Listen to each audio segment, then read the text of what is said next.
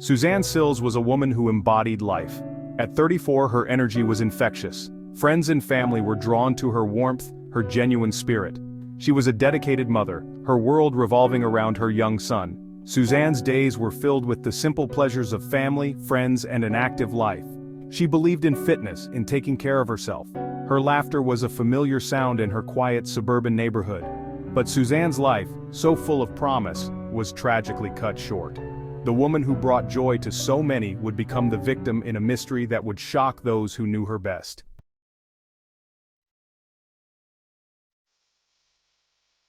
Susann had built a life that seemed idyllic. Married to Dr. James Sills, a respected fertility doctor, they were the picture of success.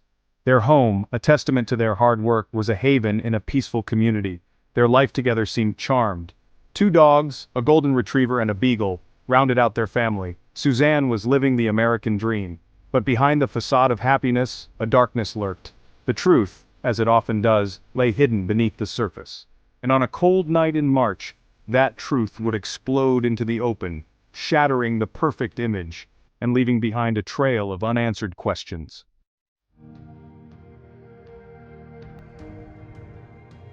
March 12th began like any other evening in the Sills household. The couple was home alone, their son away at a sleepover, leaving them to a quiet night.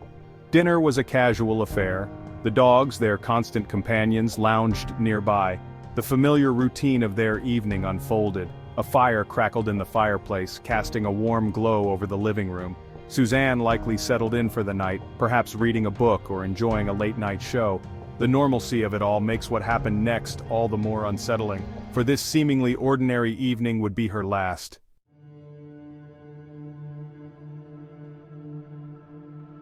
Sometime after 10 that night, a chilling call shattered the peace of the quiet neighborhood. Dr. James Sills, his voice frantic, was on the line with 911. He spoke of a terrible accident. His wife, he claimed, had fallen down the stairs. He'd found her unconscious at the bottom, the dogs barking in confusion.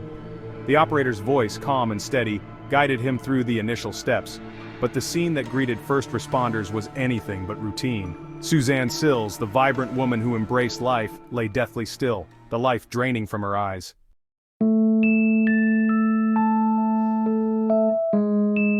The initial shock of the news rippled through the community. A fall down the stairs seemed a cruel twist of fate, a tragic accident that stole a beloved neighbor. But as the initial shock wore off, questions lingered. The police, tasked with investigating every unattended death, began their work. Their investigations centered around the scene of the incident, the Sills home. The staircase, now a silent witness, held secrets. Dr. Sills, in shock, recounted the events of the evening. He placed the blame on the dogs, suggesting their playful nature had led to Susann's fall. But something didn't sit right. Experienced investigators noticed discrepancies. The scene, the position of Susann's body, it all seemed off. Whispers of doubt began to circulate, casting a shadow over the investigation.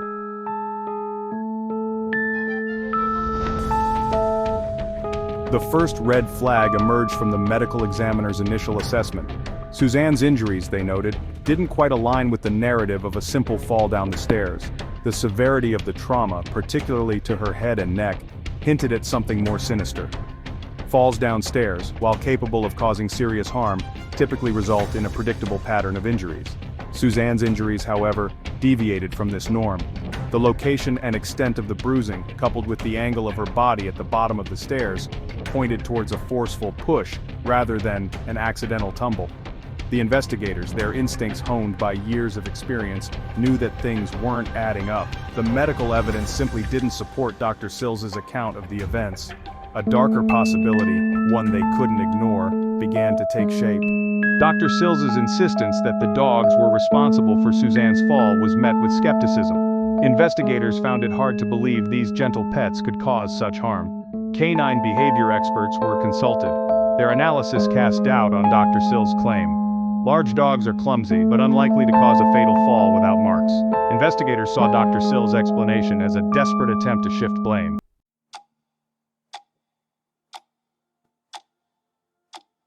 Beyond the physical evidence, it was Dr. Sills' demeanor that truly set alarm bells ringing.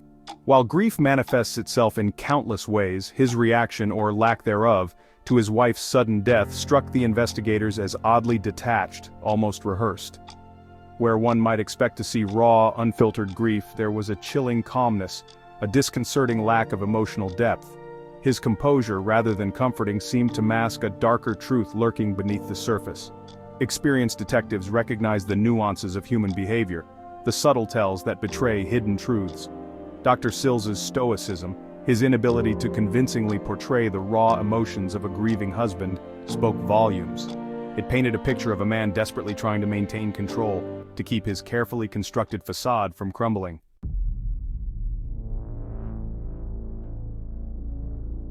As the investigators delved deeper, a crucial piece of evidence emerged from an unexpected source: a neighbor's security camera. The footage, grainy but undeniable, captured Dr. Sills leaving the house just minutes before the estimated time of Susann's fall.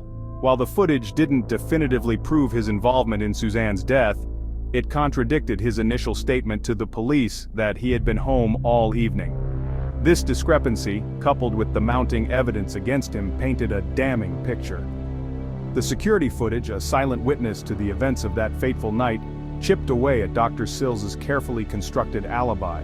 It placed him outside the house at a crucial time, casting further doubt on his version of events and solidifying the investigators' suspicions that they were dealing with something far more sinister than a tragic accident. As the investigation progressed, the focus shifted from the physical evidence at the crime scene to Susann and Dr. Sills's financial records.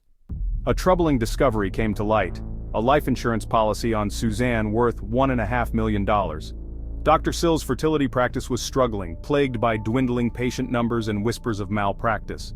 The life insurance policy presented a tempting solution to his financial woes.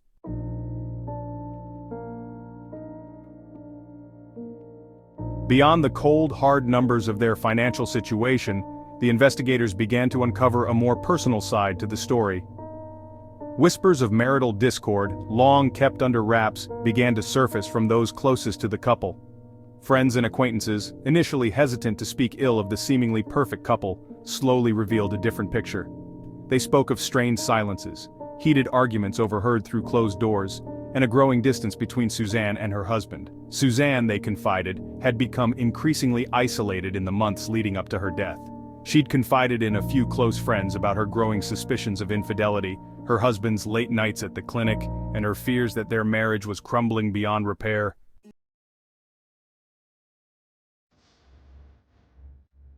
As the investigators pieced together the fragments of Susann and Dr. Sills' private life, a pattern of secrecy and control began to emerge. Dr. Sills, once a pillar of the community, was now a man shrouded in suspicion, his every action subject to scrutiny. Interviews with colleagues and staff at the clinic revealed a controlling and manipulative side to Dr. Sills, a stark contrast to his public persona. He was known for his short temper, his tendency to micromanage, and his ruthless ambition, often at the expense of others. The man they described was capable of great charm but also prone to fits of anger and paranoia. This darker side of Dr. Sills, fueled by his mounting financial pressures and the unraveling of his personal life, painted a chilling portrait of a man spiraling out of control. The weight of their problems, both financial and marital, seemed to be taking its toll on Susann. The once vibrant woman was now described as withdrawn, anxious, and deeply unhappy. Friends recalled conversations where Susann confessed to feeling trapped by secrets and lies. She'd hinted at wanting to leave, but fear kept her tethered to the life she knew.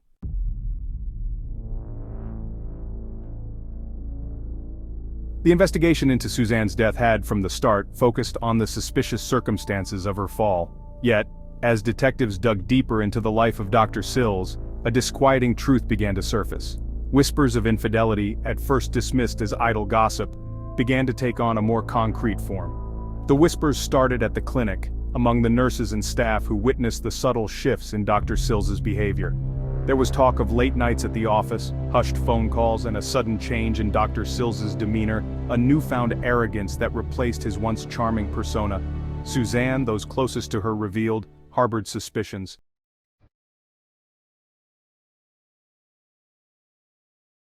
The whispers soon coalesced around a name: Rachel Peterson. Young, ambitious, and strikingly attractive, Rachel was a recent addition to the staff at Dr. Sills' clinic. Her rise within the clinic was remarkably swift, fueled by late nights working alongside Dr. Sills, often long after the rest of the staff had gone home. The whispers intensified, suggesting a relationship that extended beyond the professional. The investigators, their interest piqued, began to discreetly look into Rachel Peterson. Her connection to Dr. Sills, it became clear, was more than just professional. It was a connection that had the potential to destroy lives, a connection that may have turned deadly.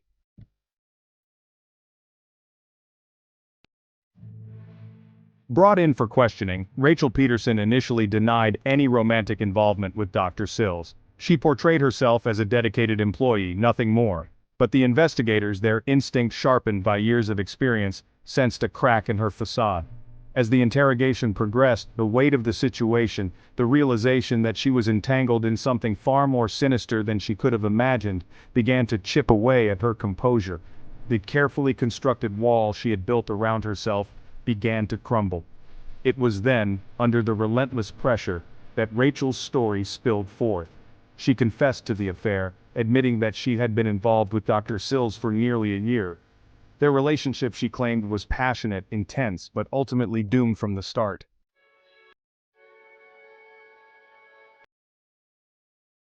Section 4. The Other Woman. Rachel's confession confirmed the rumors, painting a picture of a woman caught in a web of her own making. Investigators knew relationships built on deceit rarely end well. The affair shattered the lives of everyone involved. Rachel found herself inextricably linked to a murder investigation.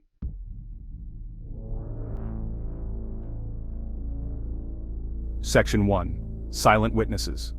While Dr. Sills maintained his innocence, claiming a tragic accident, the evidence told a different story.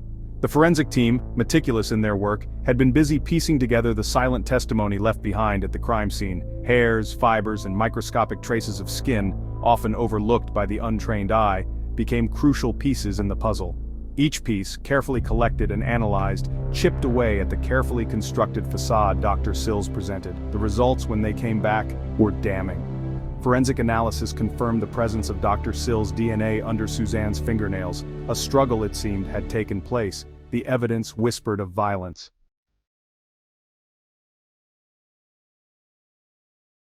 Armed with the irrefutable evidence, the detectives confronted Dr. Sills. Gone was the pretense of a grieving husband, replaced by a cold, calculating demeanor. The interrogation stretched on, a tense battle of wits.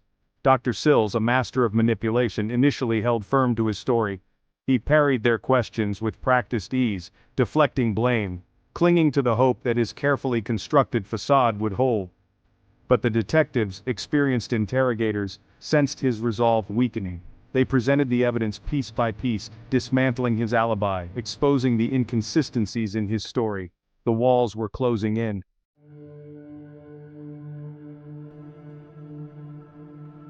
The weight of the evidence, the realization that his carefully constructed web of lies was unraveling, proved too much to bear. The facade finally cracked. Dr. Sills, his face contorted in a mixture of anger and desperation, confessed.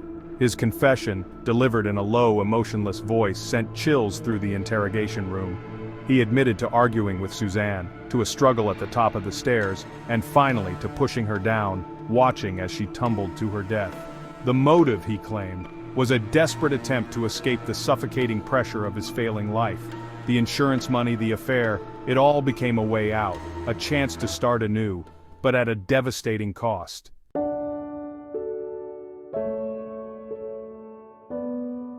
The news of Dr. Sills' confession sent shockwaves through the community.